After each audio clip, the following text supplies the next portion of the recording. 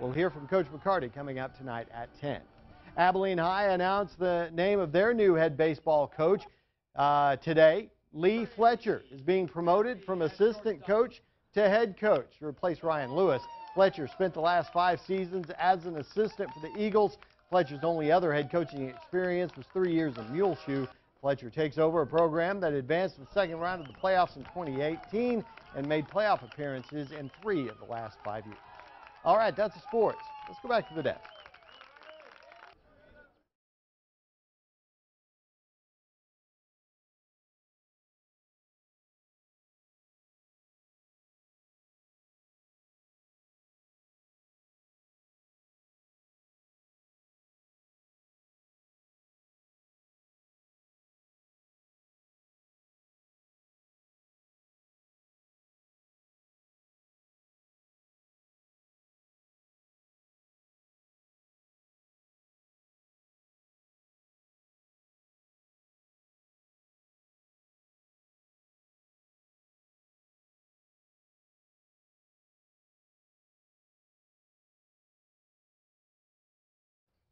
We start with college baseball. The new leader for the ACU program is Rick McCarty.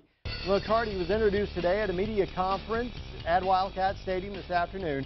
McCarty comes to ACU from Dallas Baptist, where he was a pitching coach for 3 seasons, and 8 of his pitchers were selected in the Major League Draft in that time. He's seen how you build a winner in his time as an assistant. He's excited to turn things around at ACU. I've played here while at Delta State, played here while at Dallas Baptist. So just to see the community and the involvement and just talking with Britt and the experience that he had here, the family's a huge thing for me. He's always spoken so great of just the experience that his family's had here. I don't know that I can say just one thing, but I'm really, really excited. The facilities here, the people here, the community here, the conference we play in, like leaving with my wife is like there's just not a ton of, I can't name one negative, honestly. Takes over for Britt Bonneau, who's resigned after 22 years as the head coach. The Wildcats are just 16-73 in the Southland Conference in the last 3 years. Abilene High announced the name of their new head baseball coach today. Lee Fletcher being promoted from assistant coach to head coach to replace Ryan Lewis. Fletcher spent the last 5 seasons as an assistant for the Eagles varsity. Fletcher's only other head coaching experience was 3 years in Muleshoe. He takes over a program that advanced to the second round of the playoffs in 2018 and made playoff appearances in 3 of the last 5 seasons. Let's go to high school football, where we have more coaching news for you. Jared Womack is resigning as the head coach and athletic director at Jim Ned to take over the athletic director's job for Stephenville ISD. Womack just finished his 3rd season as the head coach for the Indians, and he was beginning to get some traction. He was just 8-13 in his first 2 years. He led the Indians to a 9-3 record in 2017.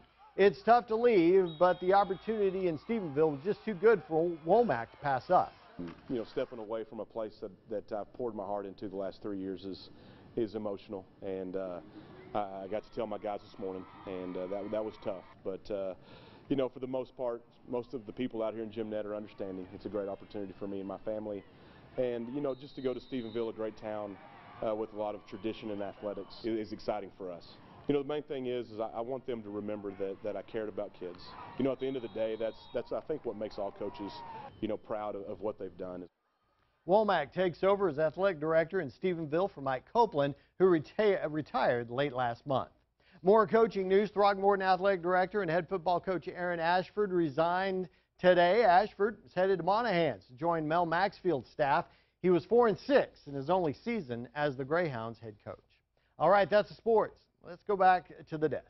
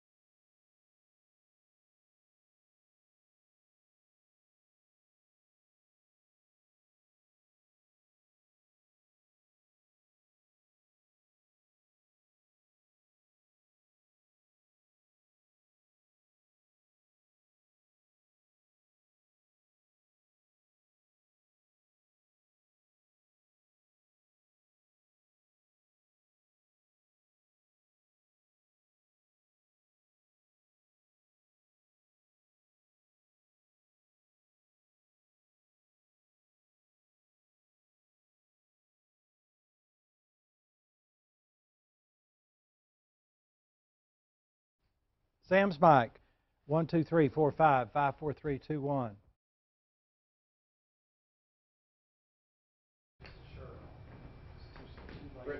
Brittany's mic, 1, 2, 3, 4, 5, 5, 4, 3, 2, 1.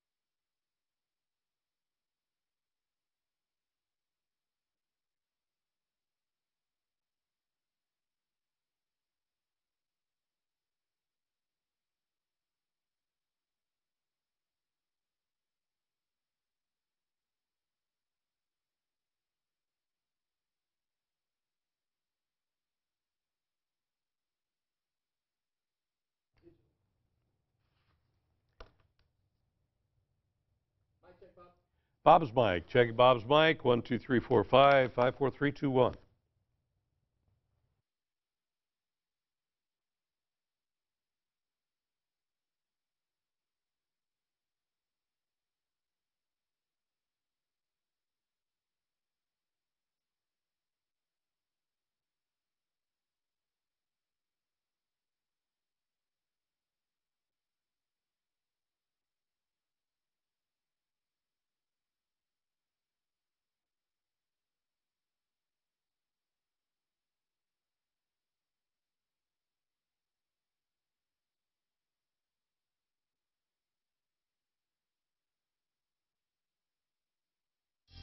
Now, from your weather authority, your KTAB forecast first.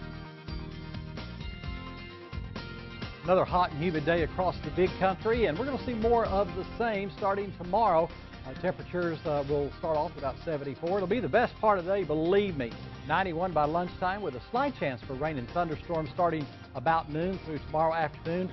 97 by tomorrow afternoon, and heat index values pushing 100.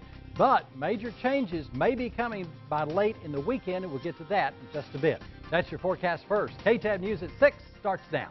With coverage you can count on. This is KTAB News at 6.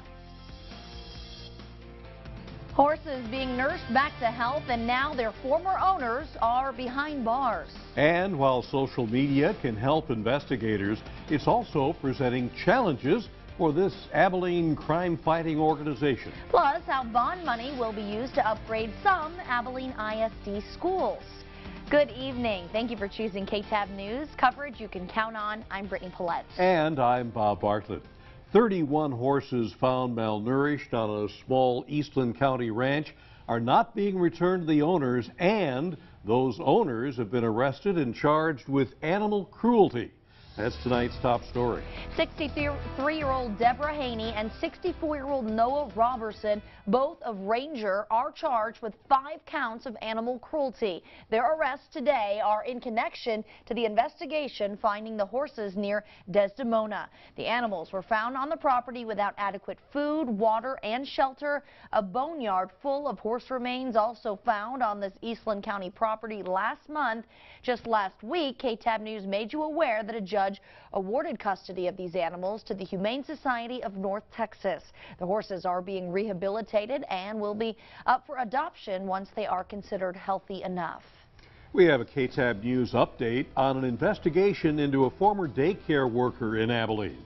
KTAB has court documents that show 35-year-old Benjamin Roberts is caught on camera inappropriately touching children at Wiley Baptist Church, where he is a former employee. There are several instances that Abilene police say are caught on surveillance camera. The former director at Wiley Baptist, Amanda McKee, was arrested for failure to report the incidents. Police say she knew about the allegations against Roberts but never acted on them. We've also learned that additional children victims have been identified.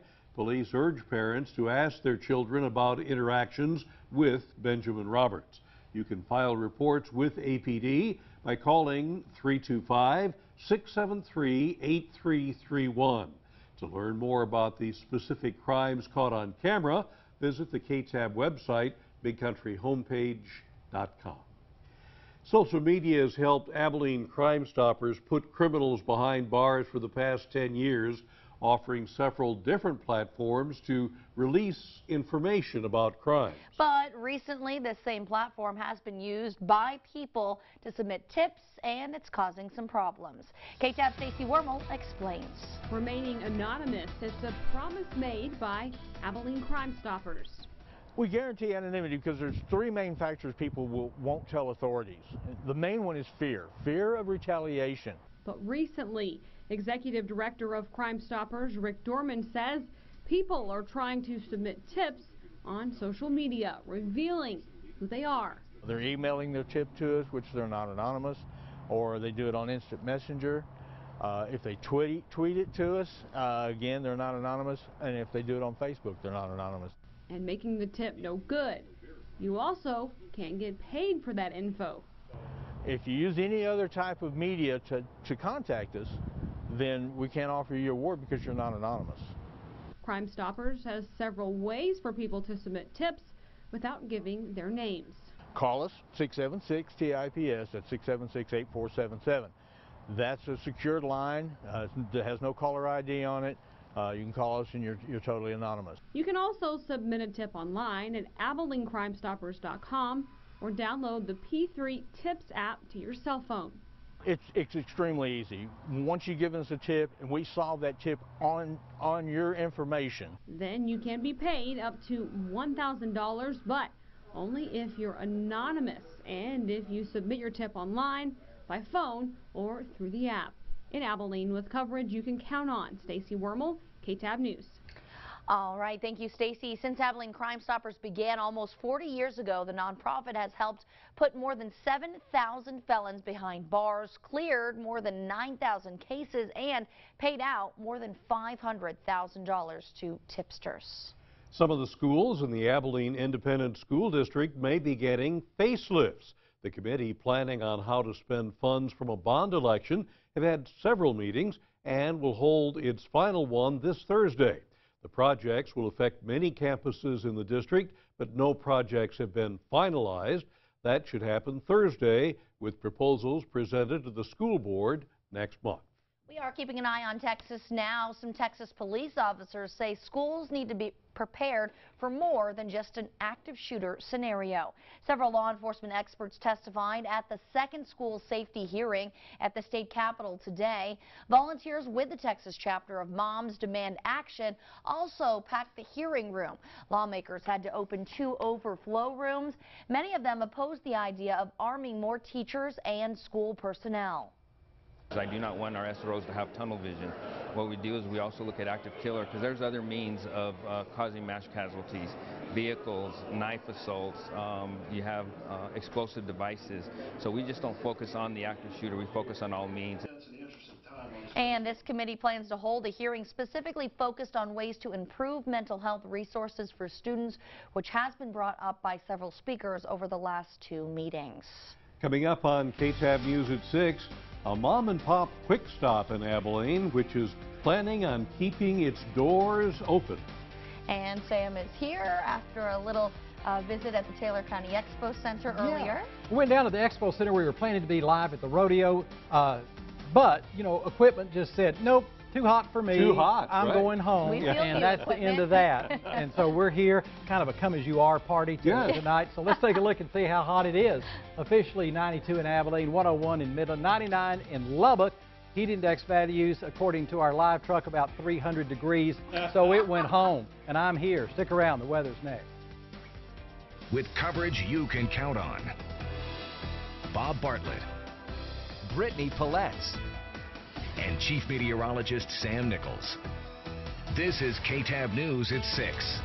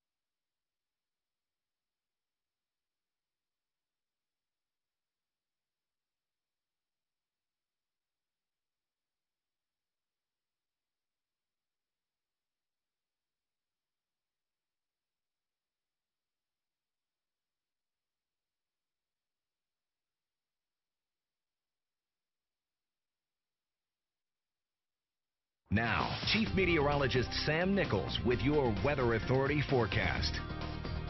All right, we have a stationary boundary across the Panhandle. Now, this was a cold front yesterday. It's kind of stalled out, and you can see some showers, thunderstorms along that boundary. Look over Oklahoma. See this little band of thunderstorms that rolled out of it, then kind of fizzled out over the DFW area. Now, keep that in mind, because we have a 20% chance for rain and thunderstorms tomorrow, and that, if it materializes, would be outflow boundaries from this line of storms right here that would slide into our area tomorrow, but just a 20% chance tomorrow afternoon. Max Live radar, pretty calm right now. A little bit of activity up on the Cap Rock around Lubbock and south of Lubbock, but around here, not much going on at all. Want to talk about a possible Texas rainmaker that would start really Sunday through early next week in our part of the Texas area. as early as Saturday in some parts of Texas. We have this little tropical wave right here. Not organized right now, but most of the forecast models show it moving to the northwest over the next few days, and by Monday being a low pressure system off the southeast Texas coast, and there's the area of rain, and we're talking some very heavy rainfall. Now, there's a lot of variables between now and next Monday, but that is what all the forecast models are leaning towards, and that's why we have the rain chances starting on Sunday night, or really during the day, 20% on Sunday, 30% Sunday night, jumping to 40% Monday and Tuesday.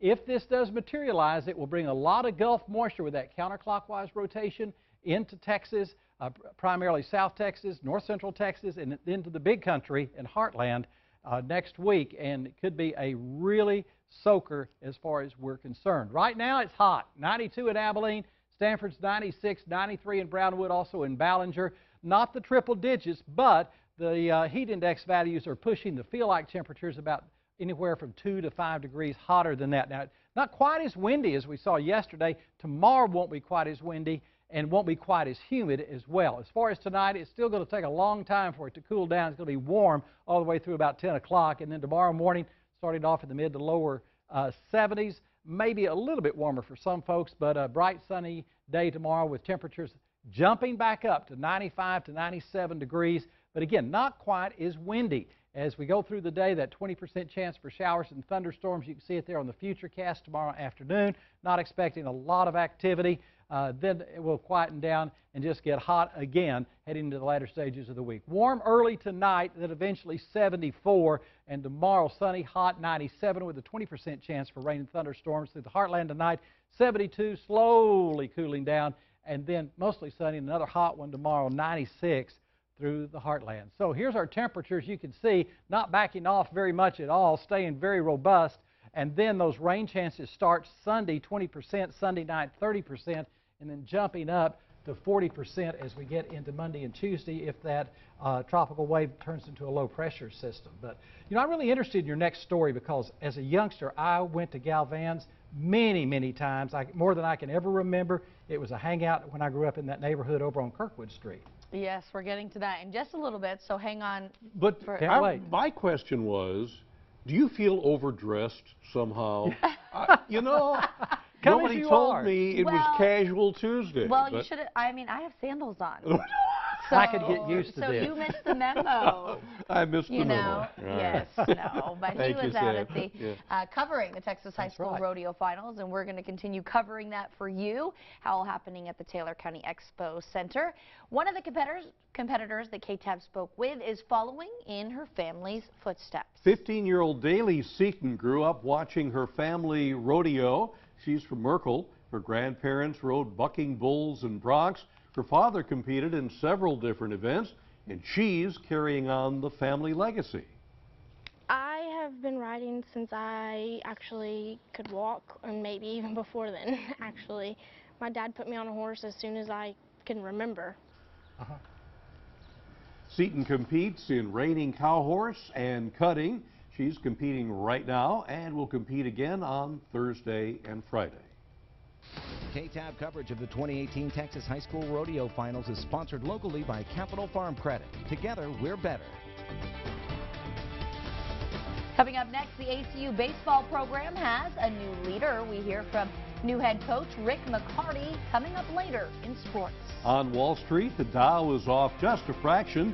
The NASDAQ records a record high close of more than 7,700. The price of crude oil flows down a dime, with the West Texas Intermediate posting a quarter higher.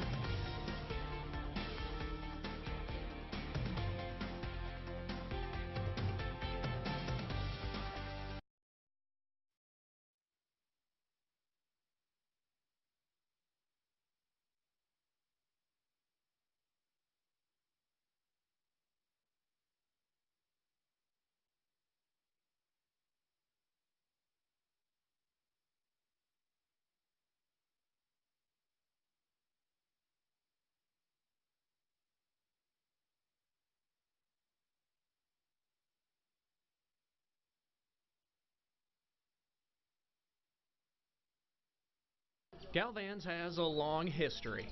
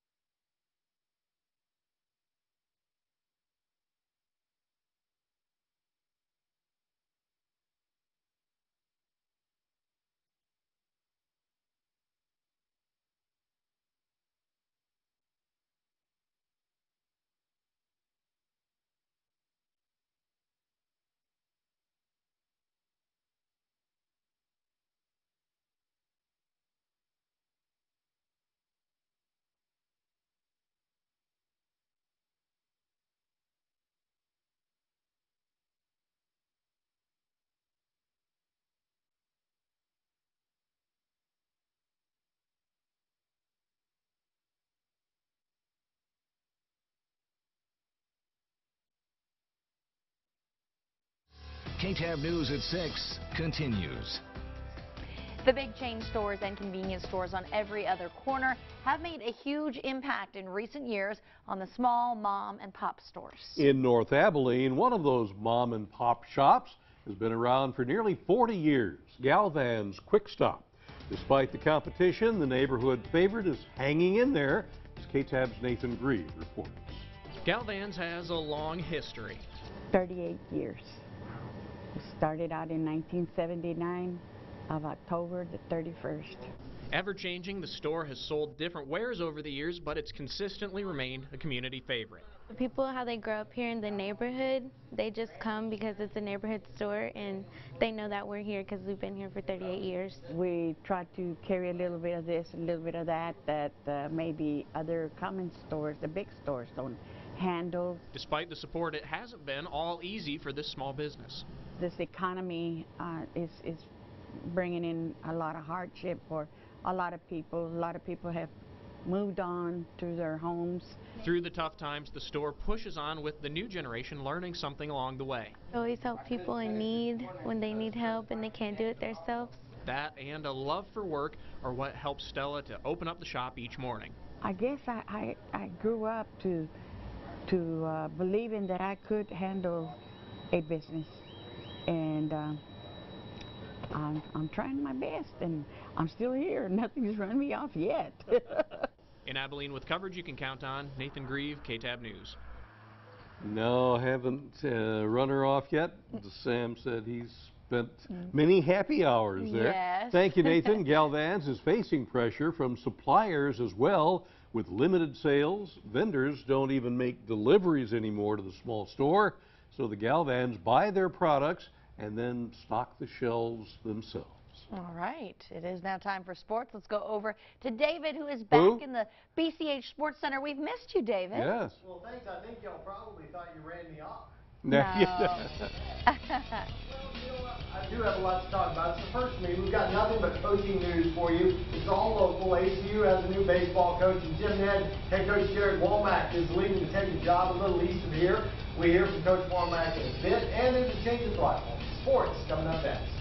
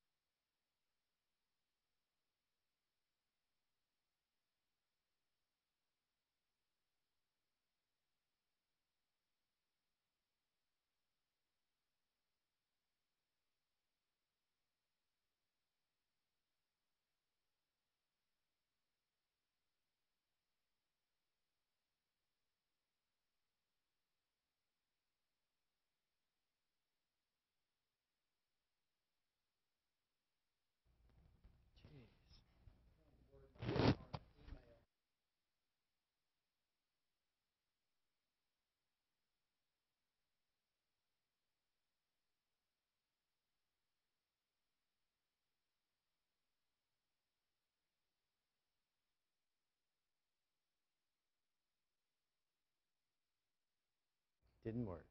Test 1, 2, 3, 4, 5.